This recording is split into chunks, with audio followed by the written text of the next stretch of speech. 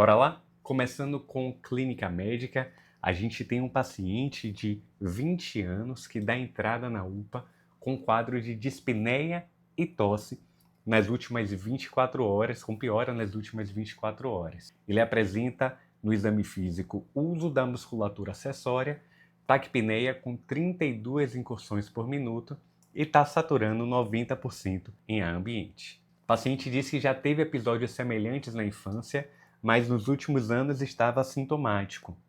Partindo para a primeira questão, com base no caso clínico, indique a principal suspeita diagnóstica. Esse é um quadro clássico de exacerbação aguda de asma, ou crise de asma, crise asmática.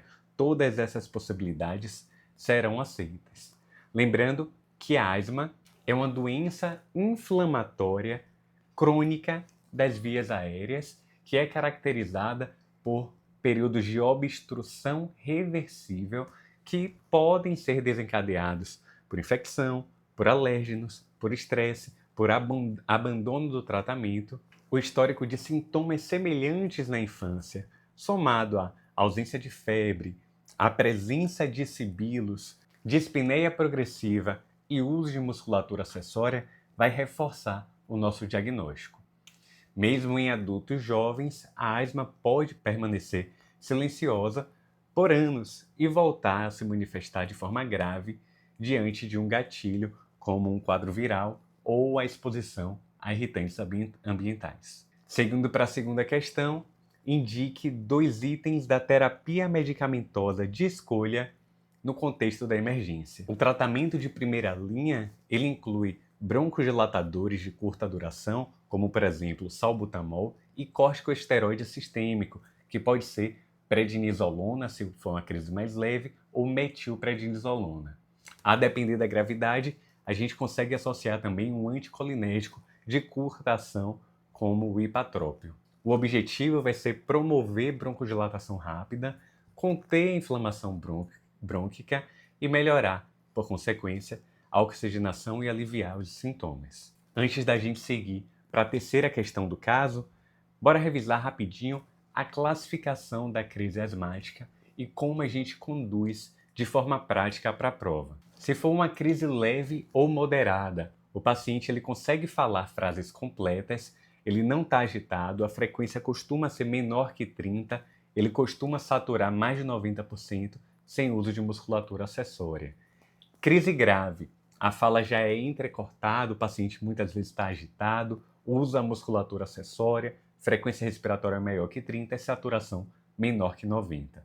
Crise com risco de vida. O paciente está exausto, o paciente está sonolento, pode ter tórax silencioso, o paciente está muito taquicárdico e taquipneico e com sinais de insuficiência respiratória aguda. Lembrando que não precisa ter todos esses critérios para a gente chamar de crise leve ou moderada, crise grave ou crise ameaçadora da vida. E qual vai ser nossa conduta? Então, na crise leve ou moderada, a gente usa o salbutamol em spray ou nebulização, corticoide oral e oxigênio objetivando saturação entre 93% e 95%.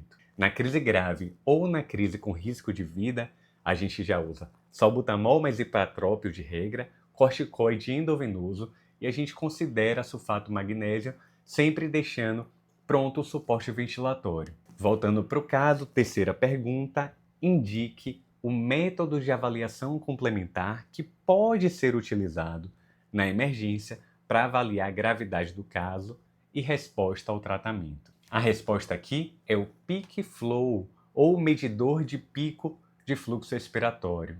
Esse é um método rápido, portátil, reprodutível, ideal para o uso na emergência, apesar da gente não usar tanto. O paciente ele inspira profundamente, sela os lábios no bocal e assopra com força, e o aparelho ele vai medir a velocidade máxima do ar expirado no primeiro segundo da expiração forçada, como se fosse uma espirometria portátil.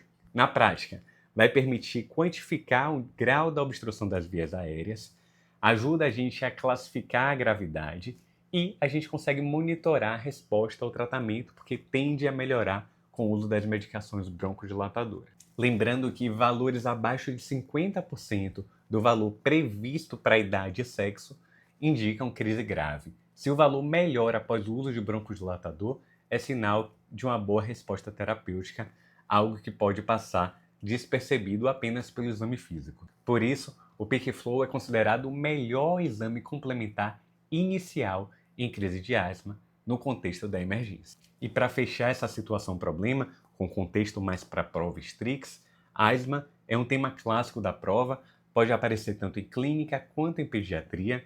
Na clínica médica, costuma focar mais na exacerbação, no diagnóstico diferencial com pneumonia ou DPOC, e já na pediatria, o foco vem mais no manejo ambulatorial, como diagnosticar, como avaliar o nível do controle e quando escalar ou escalonar o tratamento. Mas isso a gente vai ver em outro momento do curso. Continuando clínica médica, partindo para a segunda situação problema, a gente tem um homem de 32 anos, previamente saudável, que chega à emergência com febre, dispneia progressiva e tosse seca há 10 dias. Nas últimas 48 horas, a dispneia ela piorou de maneira importante e evoluiu para a dispneia aos pequenos esforços. O paciente está afebril, com frequência respiratória aumentada e estertores crepitantes finos. Ele está saturando 86% em ar ambiente. Um detalhe importante aqui, ele foi diagnosticado com HIV há 3 meses, mas ainda não iniciou o tratamento com a terapia antirretroviral. No momento, o CD4 é de 80 células por milímetro cúbico. Fez um raio-x que mostra um infiltrado intersticial difuso e o mais importante aqui, o escarro ele revela trofozoítos com a coloração de prata metinamina. Então, fechando essa situação problema, que é uma situação problema mais densa, bora para a primeira pergunta. Indique a principal suspeita diagnóstica e o agente etiológico. Bom, pessoal, esse é um caso clássico de pneumocistose, que é a pneumonia oportunista mais comum em pessoas vivendo com HIV que estão em estágio avançado de imunossupressão. Como a gente já viu, esse paciente está com CD4 de 80, o que coloca ele em um grupo de alto risco para infecção oportunista como essa. O agente causador da pneumocistose é o fungo Pneumocystis jirovecii, que, apesar da sua natureza fúngica, ele não responde bem aos antifúngicos convencionais e a gente trata com antibiótico específico. A apresentação clínica ela costuma ser mais insidiosa, com tosse seca, dispneia progressiva e febre baixa ou pode nem ter febre. O exame físico muitas vezes mostra poucos achados pulmonares, mesmo que esse paciente ele esteja em um cenário de hipoxemia acentuada. E o raio-x típico é o padrão que a gente viu no caso, costuma ser um infiltrado intersticial bilateral com predomínio perilar e, importante, não tem derrame pleural e não tem linfonodomegalia, porque se tiver, a gente pensa no diagnóstico diferencial mais importante, que inclusive é a segunda pergunta. Qual o diagnóstico diferencial mais relevante para esse caso? E nesse contexto, a resposta é tuberculose pulmonar. Em pessoas vivendo com HIV, a TB ela pode se manifestar geralmente com CD4 em qualquer nível, inclusive CD4 mais elevado, só que o quadro clínico ele costuma ser mais sistêmico, com emagrecimento, sudorese noturna, escarro com sangue, e o padrão radiológico vai ser um padrão mais cavitário ou um padrão mais apical. Já na pneumocistose, o predomínio vai ser respiratório e não sistêmico, com sintomas subagudos, e o achado da imagem vai ser mais difuso e, como eu falei, não tem alteração no linfonodo. Tuberculose no paciente HIV vai ser o tema da próxima semana no Mini Simulado, então a gente vai revisar, podem ficar tranquilos. Seguindo para a terceira questão, indique o tratamento medicamentoso, nome da medicação, de escolha. E aqui, como eu falei, na pneumocistose, apesar de ser uma doença causada por fungo, a gente não trata com antifúngico. O tratamento de primeira linha vai ser o sulfametoxazol mais trimetoprim, famoso Bactrim, só que eu não quero que vocês usem nome fantasia. Grava sulfametoxazol mais trimetoprim por 21 dias. Que em casos leves, e a gente guia isso com base na gasometria, uma PaO2 maior que 70, a gente pode fazer via oral.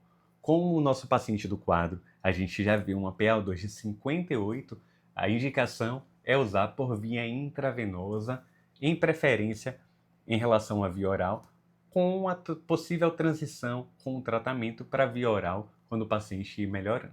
Além disso, é fundamental que a gente inicie corticosteroide sistêmico, especialmente nos casos com hipoxemia grave, porque o corticoide ele vai reduzir a resposta inflamatória, que tende a piorar nas primeiras 48 a 72 horas após o início do antibiótico, devido à lise dos micro-organismos. E é importante a gente lembrar aqui que em paciente com pneumocistose e HIV, como o paciente desse caso, a gente não inicia a TARV imediatamente.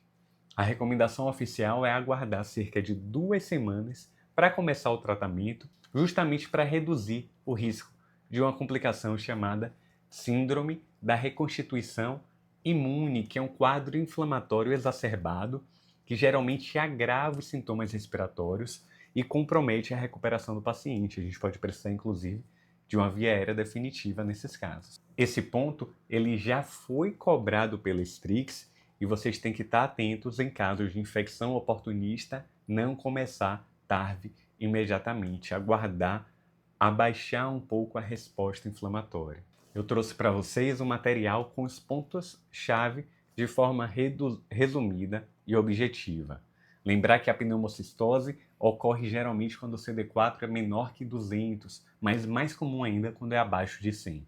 O padrão radiológico infiltrado bilateral, predomínio perilar, sem linfonodomegalia e sem derrame pleural. O LDH geralmente está elevado acima de 500 e o paciente ele pode evoluir com hipoxemia. A gente faz confirmação diagnóstica com coloração de prata ou grocote, que geralmente faz com o escarro, que pode ser um escarro induzido ou por lavado broncoalveolar. O tratamento, sulfametoxazol mais trimetoprim é um antibiótico de escolha, lembrando que nos casos mais graves a gente faz corticoide para prevenir insuficiência respiratória na fase mais inicial do tratamento. Então guardem isso, pneumocistose é uma das causas mais importantes de dispneia progressiva no paciente com HIV, especialmente paciente com CD4 menor que 200, e o raio-x infiltrado difuso. Na tuberculose, vai ser um infiltrado mais apical ou cavitação e linfonodomegalia. Seguindo nosso mini simulado, partindo para a cirurgia, a gente tem uma situação problema de um homem de 30 anos, vítima de queimadura com óleo quente, que chega ao hospital cerca de 20 minutos após o acidente, trazido pelo SAMU, bem rápido. A avaliação inicial mostra um paciente estável, a via aérea dele está pérvia, ele não tem nenhum sinal de comprometimento respiratório, frequência cardíaca e pressão estão normais, Glasgow 15, mas a inspeção a gente vê queimadura em 3 regiões principais. Queimadura de segundo grau profundo em tronco anterior, queimadura de segundo grau profundo em perna anterior esquerda e queimadura de terceiro grau em todo o membro superior direito. Antes da gente seguir, eu quero revisar com vocês as camadas da pele e como é que elas se relacionam com os graus de queimadura. Começando pela epiderme, é a camada mais superficial, não tem vasos sanguíneos. A derme é a camada intermediária, rica em vasos, nervos e estruturas anexas, como glândulas e folículos. E a hipoderme, ou tecido subcutâneo, vai ser a camada mais profunda, composta por gordura e vasos calibrosos. Relacionando isso com os graus de queimadura. Primeiro grau vai atingir só a epiderme. A pele vai ficar vermelha, seca, dolorosa, sem bolhas. Segundo grau superficial vai alcançar a parte mais superior da derme, forma bolhas, dor intensa, um aspecto mais úmido. Segundo grau profundo atinge a derme em maior profundidade. O paciente ele tem até menos dor, bolhas espessas ou pele seca, e esbranquiçado. E a queimadura de terceiro grau vai destruir toda a epiderme e toda a derme. A pele ela fica com aspecto de couro. No quarto grau, que é o menos comum, é quando envolve hipoderme, músculo ou osso, comum nas queimaduras elétricas. Partindo para a primeira pergunta, indique, com base no ATLS, a quantidade, volume total nas primeiras 24 horas e a velocidade aproximada inicial em ml por hora da solução cristalóide, considerando que o nosso paciente ele tem 60 quilos. Atenção aqui, o ATLS 10ª edição ele atualizou a fórmula de Parkland para queimaduras térmicas que agora recomenda 2 ml por quilo, vezes o peso em quilos, vezes a superfície corporal queimada. Para a gente responder essa pergunta, a gente tem que saber a regra dos 9, a regra de Wallace, que vai ser fundamental para toda a questão de queimadura que exige cálculo da reposição volêmica nas primeiras 24 horas. Lembrando, queimaduras de primeiro grau e queimaduras de segundo grau superficial, elas não entram no cálculo da reposição volêmica, então não devem ser incluídas na regra do 9. A divisão ela é feita em segmentos anatômicos com valores múltiplos de 9. Começando por cabeça e pescoço, vale 9%, 4,5% anterior e 4,5% posterior. Cada membro superior completo, 9%, 4,5% anterior, 4,5% posterior. Cada membro inferior completo, 18%, 9% anterior, 9% posterior. Tronco anterior, 18%, tronco posterior, 18%. Região genital e perineal, 1%. Sempre que vocês forem responder uma questão de queimadura, vai sublinhando item por item e escrevendo ao lado a superfície queimada. Pode até desenhar o esquema. No nosso caso, a estimativa de superfície corporal queimada vai ser tronco anterior, 18%. Perna anterior esquerda, 9%. Membro superior direito completo, mais 9%, totalizando 36% de superfície corporal queimada. Aplicando na fórmula, eu vou deixar vocês fazerem a conta em casa. Então, se ainda não fizeram, pausa o vídeo e tenta fazer. Se tiver dúvida, manda no grupo do Telegram que eu gravo um vídeo fazendo a matemática e mando por lá. Em resumo, 2 vezes 60 vezes 36 vai dar 4.320 ml, que a gente vai fazer nas primeiras 24 horas após o incidente. Desse volume total, metade vai ser infundida nas primeiras 8 horas, contadas a partir do momento da queimadura, ou seja, 2.160 ml nas primeiras 8 horas. E a outra metade nas 16 horas seguintes. Dividindo por 8, a velocidade inicial da infusão vai ser 270 ml por hora com Ringer lactato. E atenção aqui que a Strix ela costuma pegar até um pouco mais pesado nessas perguntas. É interessante que vocês saibam sobre o tempo já transcorrido. Em questões objetivas, isso depende de como a pergunta ela foi feita. Se o enunciado ele pede velocidade mínima a partir de agora, a gente deve descontar o tempo já passado. Se o enunciado ele fala em velocidade de início de reposição volêmica, a gente não precisa descontar. Na prática, se já passaram 2 horas desde a queimadura, o volume das primeiras 8 horas ele deve ser distribuído nas 6 horas restantes, o que aumenta a velocidade. Então fiquem atentos a isso. Partindo para a segunda pergunta do caso, indique a conduta terapêutica caso o paciente evolua com dor, edema no antebraço direito.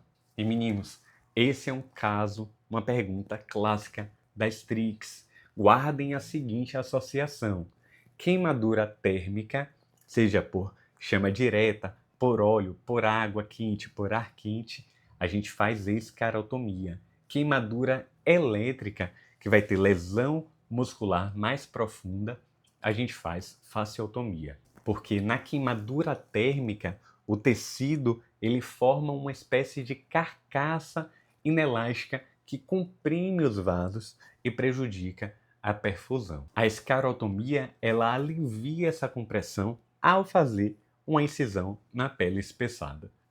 Já na queimadura elétrica, o comprometimento ele é mais profundo dos músculos e a descompressão vai exigir uma fasciotomia. Lembrar que ambos os procedimentos eles devem ser feitos antes de sinais de necrose, porque vai ter uma função preventiva. No nosso caso, a conduta correta vai ser a escarotomia no braço ou no antebraço direito. Continuando, durante a internação, o paciente apresenta dor abdominal e sangramento digestivo. A pergunta é: indique a principal etiologia para esse sangramento. A principal causa aqui é a úlcera de Curlin, ou Curlin, que é uma úlcera de estresse associada a grandes queimados. O estresse fisiológico intenso ele vai provocar um aumento das catecolaminas, uma redução da perfusão da mucosa gástrica e um aumento da secreção ácida no estômago. Esse cenário ele pode levar a úlceras duodenais que podem sangrar, e isso é clássico de prova.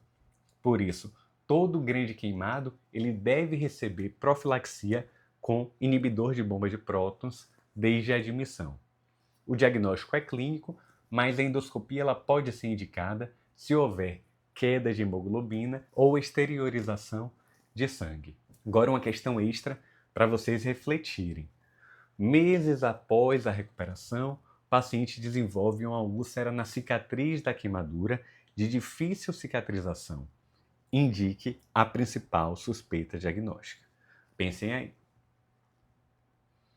Esse é o cenário clássico da úlcera de Marjolin, nome dado ao carcinoma espinocelular que se desenvolve sobre as cicatrizes crônicas de queimaduras. É um tumor agressivo com alto risco de invasão local e a pista na prova vai estar na cicatriz que não cicatriza, com ulceração persistente pode ter endurecimento local. O diagnóstico é feito por biópsia e o tratamento cirúrgico, incluindo ressecção ampla ou até amputação em casos mais avançados. Questão boa para a gente revisar a queimadura. Bora continuar a cirurgia com o caso de um menino de 4 anos que é levado ao pronto atendimento com queixa de dor no pênis. Segundo o relato, no banho do dia anterior, o pai tentou retrair o prepúcio para limpar melhor a glande e desde então o local ficou inchado e avermelhado. A criança é uma criança saudável, já havia sido avaliada recentemente, há alguns meses, recebendo o diagnóstico de fimose fisiológica, sem indicação de tratamento no momento. No exame atual, a glande está exposta e o prepúcio retraído e preso atrás da glande, sem secreção, sem sangramento. Fechando a leitura do caso, primeira pergunta, indique a suspeita diagnóstica.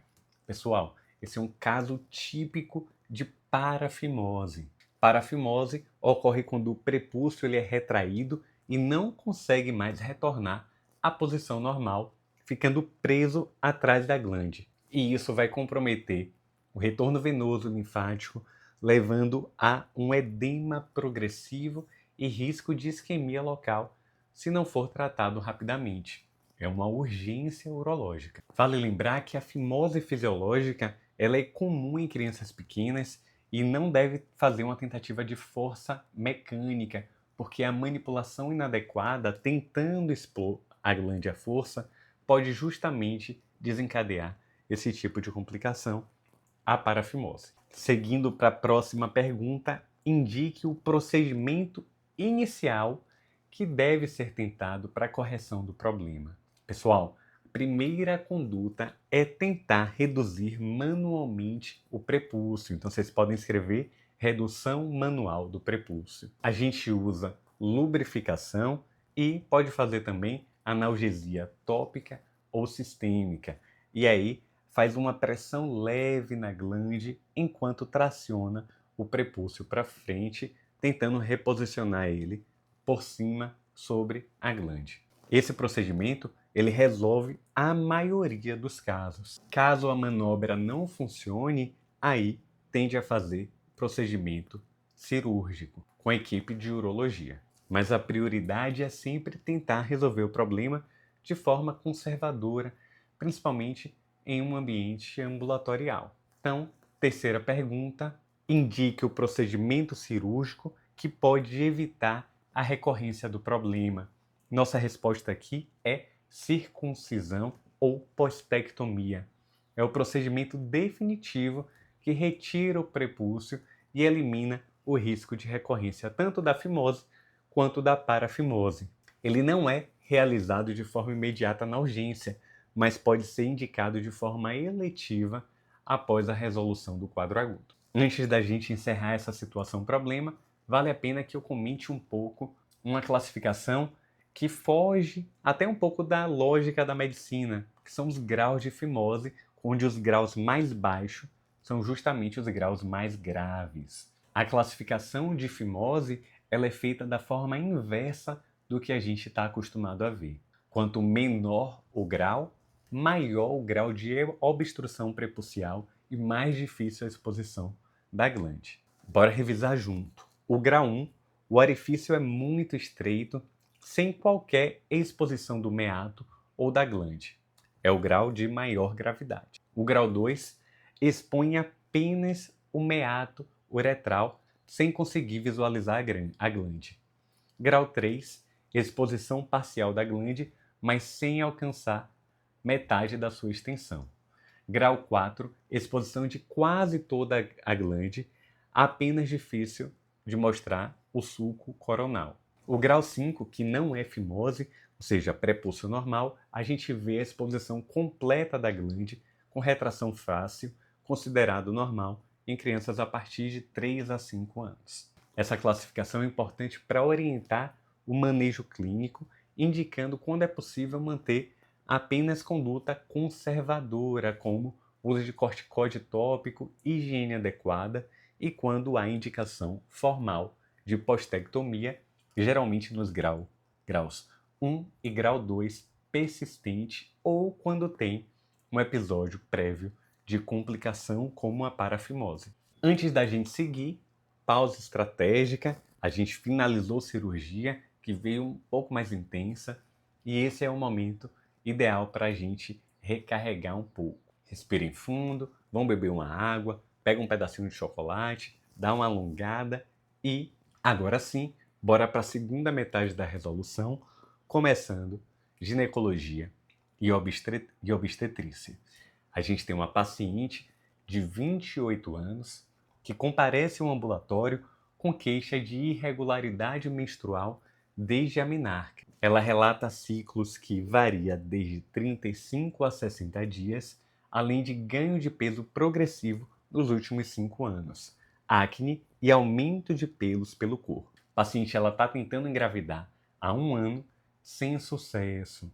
Ao exame físico, apresenta o IMC de 32, o índice de Ferriman-Gawey de 10 pontos, acantose nigricans em regiões de dobras. Antes da gente continuar, se a questão citar índice de Ferriman-Gawey, a gente tem que pensar imediatamente em síndrome dos ovários policísticos, porque esse é o índice que avalia o grau de hirsutismo, ou seja, a distribuição de pelos com padrão androgênico, e é considerado alterado se maior ou igual a 8. Primeira pergunta do caso, indique a principal suspeita diagnóstica. Então, trata-se de um caso clássico de síndrome dos ovários policísticos, SOP, que também pode ser chamada de anovulação crônica hiperandrogênica. Ela é a endocrinopatia mais comum em mulheres de idade reprodutiva e uma das principais causas de infertilidade. Strix gosta de infertilidade. A paciente ela apresenta o tripé clássico: irregularidade menstrual com óligo ou anovulação, hiperandrogenismo clínico e ovários policísticos à ultrassonografia. No exame físico, a gente consegue ver também sinais de resistência insulínica, como acantose nigricans e obesidade. Bora revisar um pouquinho. Lembrar que a SOP ela envolve múltiplos mecanismos, como aumento dos pulsos de LH, resistência insulínica, produção aumentada de androgênios pelo ovário. Esse excesso de androgênios, ele bloqueia a ovulação e vai provocar as manifestações como acne, hirsutismo e ciclo menstrual irregular. Resistência insulínica é presente em até 50% das pacientes e aí vai contribuir para as alterações metabólicas e para a dificuldade de engravidar. A SOP ela pode se apresentar em diferentes formas clínicas. O fenótipo mais clássico associa anovulação, hiperandrogenismo e ovários policísticos, como eu comentei, mas existem variantes com ovulação preservada ou com ultrassom normal. É obrigatório, antes de confirmar o diagnóstico de SOP, que a gente exclua outras causas de anovulação hiperandrogênica, como, por exemplo, disfunção tiroidiana, que pode causar irregularidade menstrual e a gente afasta dosando TSH. Outro diagnóstico a ser excluído é a hiperprolactinemia, que inibe a liberação de GnRH no hipotálamo e isso leva a níveis mais baixos de FSH e LH. Com menos FSH e LH não ocorre ovulação e sem ovulação não há menstruação, ou seja, amenorreia. Provoca também galactorreia e a gente afasta hiperprolactinemia com dosagem de prolactina. Outro diagnóstico a ser excluído é a hiperplasia adrenal congênita de início tardio, que cursa com virilização e androgênios elevados, a gente afasta dosando a 17-hidroxiprogesterona. O diagnóstico de SOP ele é feito com 2 dos 3 critérios de Rotterdam, desde que as outras causas tenham sido descartadas. Os critérios são óligo ou anovulação, hiperandrogenismo clínico ou laboratorial e ovários policísticos a ultrassom. Mais de 20 folículos de 2 a 9 milímetros ou volume maior que 10 centímetros cúbicos. Importante, o critério ultrassonográfico ele é objetivo e quantitativo. Não basta só o ovário parecer micropolicístico, é necessário contar os folículos. Seguindo para a segunda pergunta, indique 2 critérios diagnósticos. Para a patologia, eu acabei de comentar aqui, são os critérios de Rotterdam, e a gente vai escolher 2 dos 3, óligo, anovulação, ciclos menstruais espaçados ou ausentes, hiperandrogenismo clínico, acne, hirsutismo, alopécia ou hiperandrogenismo laboratorial e um padrão ovariano policístico a ultrassom. Fechando o caso com nossa terceira pergunta, indique a principal medida não farmacológica para melhorar a fertilidade da paciente. A principal medida vai ser perda de peso obtida com reeducação alimentar e atividade física regular. Perda de 5 a 10% do peso corporal já é capaz de restaurar a ovulação em muitas mulheres, além de melhorar o perfil metabólico. Falando de tratamento para SOP, é um tratamento que tem que ser individualizado conforme o objetivo da paciente. Se o foco for controle hormonal e estético, a gente vai fazer anticoncepcional com ação antiandrogênica, como por exemplo a ciproterona. Pode fazer metformina, principalmente para pacientes associadas à resistência insulínica. E se o foco for fertilidade, o primeiro passo vai ser perda de peso. Em seguida, a gente pode fazer indutores da ovulação, como clomifeno ou letrozol, e associar metformina se houver resistência insulínica. Em casos refratários, a gente pode fazer análogos de GnRH ou fertilização in vitro. Caso muito interessante para a gente conseguir revisar SOP e que é um tema muito importante para a prova. Bora continuar GO com um caso que traz uma mulher de 26 anos, previamente ígida, que procura atendimento com queixa de dor mamária bilateral. A paciente ela relata um padrão cíclico com a dor que piora nos dias que antecedem a menstruação, além da sensação de peso nas mamas, desconforto ao deitar de bruços e incômodo com o uso de sutiã apertado. No exame clínico, não há secreção mamilar nem alteração cutânea e as próteses, os implantes mamários, eles estão íntegros à palpação. Com base na nossa situação problema, responda: qual a hipótese diagnóstica mais provável para esse quadro? Então, pessoal, esse é um quadro clássico de mastalgia cíclica ou mastalgia funcional.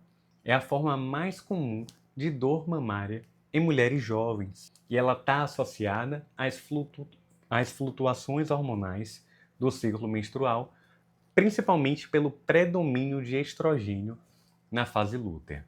A dor ela costuma ser bilateral, difusa, com padrão pré-menstrual e muitas vezes referida como peso, queimação e hipersensibilidade. E a mastalgia cíclica é uma manifestação benigna, sem associação com maior risco de câncer de mama. Uma vez entendido o diagnóstico, importante ressaltar aqui com vocês o manejo da mastalgia cíclica, que ainda não caiu na Strix, mas eu quero aproveitar para comentar com vocês. A primeira e mais importante etapa vai ser a orientação da paciente, explicar que se trata de uma condição completamente benigna, comum em mulheres jovens e associada ao ciclo hormonal. Só isso já avalia uma grande parte da ansiedade envolvida. Quando a dor é leve ou moderada, o tratamento ele costuma ser não medicamentoso.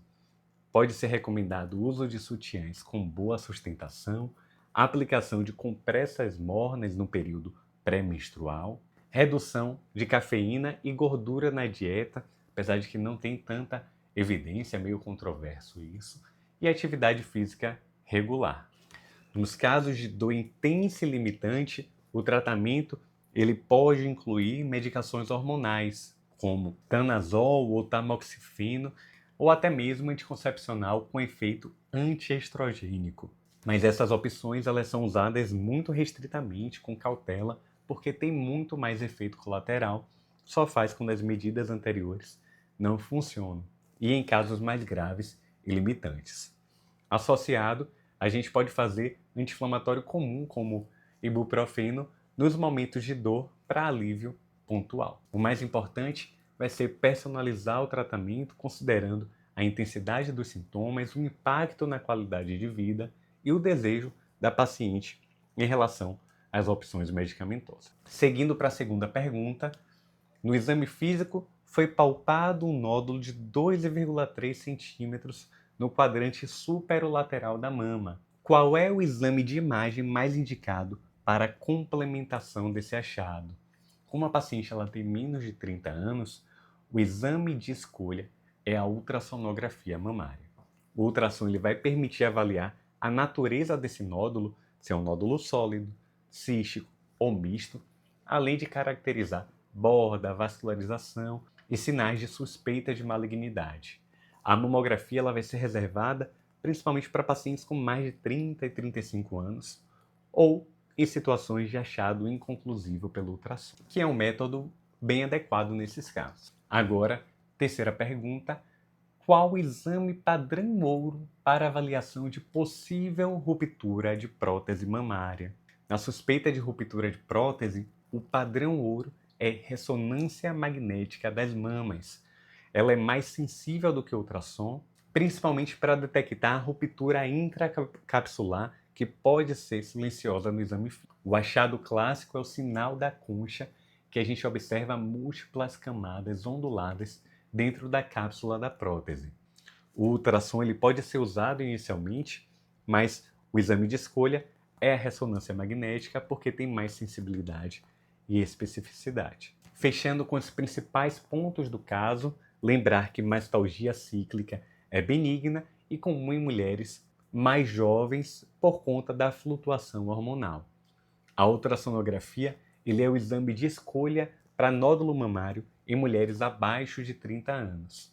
E lembrar que a ressonância magnética é o exame mais preciso para avaliar integridade de prótese mamária. Fechamos GO, vamos partir para a pediatria com um caso que traz um paciente de 4 meses que é levado ao pronto-socorro após ter sido encontrado sem sinais respiratórios durante a madrugada. Segundo os responsáveis, o bebê estava frio e com rigidez ao toque, e ao chegar ao hospital, foi constatado o óbito. A família relata que a criança ela vinha bem, sem sintomas prévios, assintomática, não havia palidez, cianose ou sinais de trauma.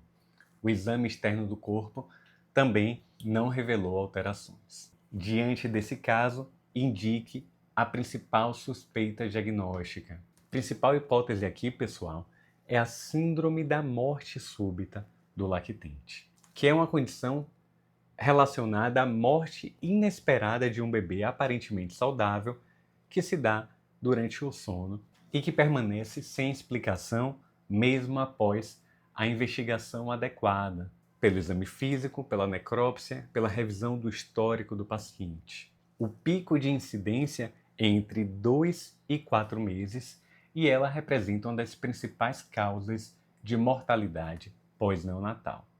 Aproveitando esse gancho, bora revisar esse conceito que sempre aparece nas provas. Mortalidade infantil compreende todos os óbitos do nascimento até completar 1 ano de vida. E ela pode ser dividida em mortalidade neonatal precoce, que é do nascimento até o 6º dia de vida, neonatal tardia, a partir do 7º dia até o 27º dia ou 28º dia incompleto, ou seja, a síndrome da morte súbita do lactente, que acontece entre o 2º e o 6º mês de vida, entra na mortalidade pós-neonatal. Essa classificação ajuda a gente a entender quais causas predominam em cada faixa etária e como a gente pode direcionar política pública de prevenção. Na mortalidade neonatal, está associado à mortalidade relacionada ao trauma, à prematuridade, a infecções perinatais. E na mortalidade pós-neonatal, a gente pensa em causas ambientais e preveníveis, como infecção, desnutrição, e considera também síndrome da morte súbita do lactente. Voltando para o nosso caso, partindo para a segunda pergunta, cite um dos principais fatores de risco associado a essa condição. Então, pensando nos fatores de riscos mais bem estabelecidos para a morte súbita do lactente, a gente destaca tabagismo materno durante a gestação, dormir de barriga para baixo em posição prona, ambientes de sono inseguro como colchões muito macios, excesso de cobertores, excesso de travesseiros, compartilhamento de cama com os pais, ser do sexo masculino, ser prematuro, ter baixo peso ao nascer, também aumenta o risco. E falando em risco, a gente lembra que a principal medida de prevenção é seguir as recomendações do sono seguro para o bebê. O bebê ele deve dormir sempre de barriga para cima, em berço próprio, com colchão firme e sem cobertores soltos, sem travesseiros, sem brinquedos dentro do berço. E, para fechar o caso, partindo para a terceira pergunta, de acordo com o Código de Ética Médica, qual deve ser a conduta do médico diante do óbito sem causa aparente? Quando não há causa evidente de morte, principalmente em crianças previamente saudáveis, óbito sem sinais de violência, o correto vai ser encaminhar o corpo ao Serviço de Verificações de Óbitos, o SVO. Lembrar que SVO é para morte natural sem causa definida. O IML é para mortes com suspeita de causa externa, violência ou negligência. Essa diferenciação ela pode aparecer na prova, então é importante que vocês entendam. Se não tiver sinal de trauma, SVO. Se tiver suspeita de violência, for algum acidente, a gente manda para o IML. Então, nossa conduta aqui vai ser encaminhar o SVO para garantir a realização de um exame necroscópico e uma investigação mais completa que pode até revelar alguma causa infecciosa ou uma causa genética para a morte desse paciente. Se não confirmar nada, aí fica uma suspeita mais alta de síndrome da morte súbita do lactente. Esse caso já caiu semelhante, né? 2 vezes na Strix. Então, é importante que vocês conheçam, porque já caiu em acesso direto, pode cair novamente. Para fechar o nosso mini simulado, a gente tem um caso de uma menina de 13 anos que chega ao pronto-socorro com histórico de febre intermitente há cerca de 12 dias, associada a mialgia, artralgia e palpitações. A criança está em estado geral regular, frequência cardíaca é de 110, está febril no momento, 38,2, pressão arterial normal. Já a ausculta cardíaca ela revela um sopro sistólico regurgitante no foco mitral e as extremidades elas apresentam pequenas lesões hemorrágicas, indolores nas palmas das mãos. Diante do caso, bora para a primeira pergunta. Indique a principal suspeita diagnóstica. Então é uma questão mais difícil, mas esse caso é um caso sugestivo de endocardite infecciosa. A paciente ela tem febre arrastada, tem um sopro que é descrito como um sopro novo e tem achados periféricos sugestivos de embolização, como as lesões de Genway, que são as lesões hemorrágicas indolores nas palmas e plantas. Lembrando que, conceitualmente, endocardite é uma infecção do endotélio cardíaco, geralmente envolvendo as válvulas. E a gente tem que pensar em endocardite, no SUS Bahia, em quadros febris mais prolongados, com sinais cardíacos. Atenção aqui para a presença de sopro. O paciente ele geralmente tem manifestações vasculares.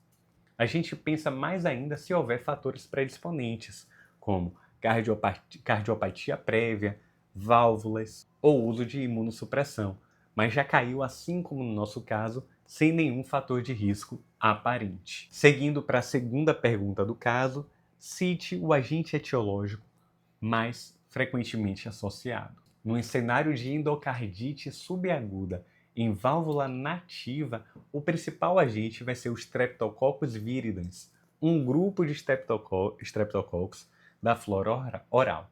Eles podem atingir a corrente sanguínea após procedimento odontológico e se alojar nas válvulas cardíacas, especialmente se já houver alguma lesão prévia. Outros agentes dignos de nota: Staphylococcus aureus, principalmente nas formas agudas e formas mais agressivas. Lembrar também o usuário de droga endovenosa.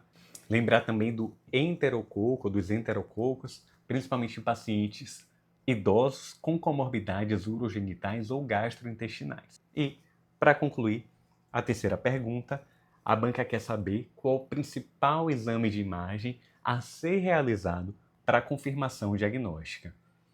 O exame de escolha na suspeita de endocardite infecciosa vai ser o ecocardiograma, e na prova costuma aceitar tanto transesofágico como transtorácico. Mas se pediu de escolha, eu costumaria escrever transesofágico, que tenha maior sensibilidade na detecção das vegetações, dos abscessos, de deiscência de prótese ou de uma nova regurgitação valvar. O eco transtorácico ele pode ser feito inicialmente, mas se for negativo e a suspeita clínica for alta, aí a gente tem que fazer o transesofágico. A partir desses achados, a gente consegue aplicar os critérios de Duke, que foram atualizados em 2023 para afirmar o diagnóstico de endocardite. Bora revisar esses critérios? Começando pelo critério patológico, que é quando a gente confirma diretamente por histologia ou cultura de vegetação ou abscesso. Mas como esse é um diagnóstico geralmente pós-mortem ou pós-cirurgia cardíaca, ele é o menos comum e o menos visto em prova. Critérios maiores, começando por critério microbiológico. Hemocultura positiva para germes típicos como Streptovirans, Staphylo aureus ou até mesmo PCR positivo para Bartonella, Coxiella ou Troferima. Vou deixar escrito para vocês verem. Esses agentes eles são muito associados à endocardite, então o PCR positivo para eles conta como um critério maior. Os critérios maiores de imagem. Primeiro, evidência de acometimento cardíaco com vegetações, abscesso, nova regurgitação valvar, em ecocardiograma, em PET ou em TC. Isso é novidade da atualização de 2023. A inclusão da PET ou da TC. E o critério cirúrgico é uma lesão valvar visualizada diretamente da cirurgia. Critérios menores. Tem 7 possíveis, começando por febre maior que 38 graus, algum fator predisponente, como cardiopatia congênita, drogas intravenosas, os fenômenos vasculares, seja por embolias ou aneurisma micótico, os fenômenos imunológicos, nódulos de Osler, manchas de Roux, glomerulonefrite, entrou achados microbiológicos não típicos, ou seja, se tem uma cultura positiva para um agente não típico, é critério menor. Se tiver um PET scan alterado 3 meses após procedimento cardíaco, critério menor. E o último critério menor, nova regurgitação valvar, apenas a ausculta, quando não tem eco disponível. A gente fecha diagnóstico de endocardite com 2 critérios maiores, ou 1 critério maior e 3 menores, ou com 5 critérios menores. Marcelo, como é que a gente trata endocardite? Pessoal, aqui é muito difícil de responder porque a Strix ela já deu gabaritos contraditórios em questões de tratamento de endocardite. Mas eu quero que vocês levem em conta que o tratamento ele vai depender de 3 fatores principais. O tipo de válvula acometida, se é uma válvula nativa ou uma válvula protética, o tempo de evolução do quadro, ou seja, se é um quadro agudo ou subagudo, e o perfil do paciente, se é um paciente usuário de droga endovenosa, se é um paciente imunossuprimido, porque apesar da variedade dos esquemas, as provas elas costumam seguir um padrão, então um resumo do que mais cai. Endocardite em válvula nativa, se for forma aguda, vai ser um quadro mais agressivo, de instalação rápida, febre alta, toxemia, sepse.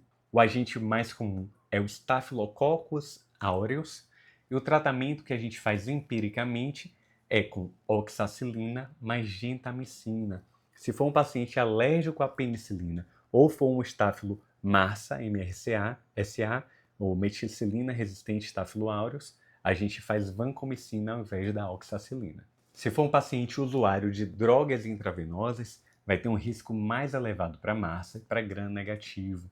E, nesses casos, a lesão costuma afetar a válvula tricúspide pelo retorno venoso, o fluxo sanguíneo.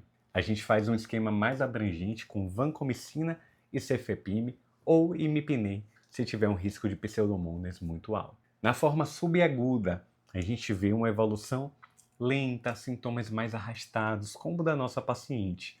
O agente mais comum vai ser o Streptococcus viridans, de origem oral, ou também em pacientes mais velhos, enterococos. A conduta, se possível, aguardar resultado da hemocultura antes de iniciar antibiótico, mas se a questão pedir um antibiótico empírico, geralmente a gente faz ampicilina com ceftriaxona, porque tem uma boa cobertura para Streptococcus e enterococos e também para alguns gram-negativos. Geralmente esse tratamento ele dura de 4 a 6 semanas, dependendo do micro-organismo, dependendo da resposta clínica e do tipo de válvula. Falando do tipo de válvula, se for uma válvula protética e tiver feito a cirurgia há mais de um ano, a gente trata igual válvula nativa. Se fez cirurgia há menos de um ano, aí a gente faz vancomicina, gentamicina e rifampicina pelo risco maior de ter um biofilme, então entra a rifampicina. Eu sei que esse assunto às vezes é um pouco chato, um pouco difícil, mas fiquem tranquilos que a gente vai ver várias vezes ao longo do ano, conforme a gente responde as provas de R+, e de acesso direto. E, com isso, a gente finaliza a nossa análise do Mini Simulado 10. Se você chegou até aqui, parabéns, não só por acompanhar até o fim, mas por fazer isso com constância, com foco, na intenção de evoluir. Se lembrem, aprender de verdade não é só responder a questão, é entender o raciocínio, é revisar os conceitos chaves e ajustar a rota com base nos erros. Errar aqui é treino, acertar também, desde que você entenda o porquê. Vamos seguir juntos, semana após semana, ciclo após ciclo, e até o próximo mini simulado. Tchau, tchau.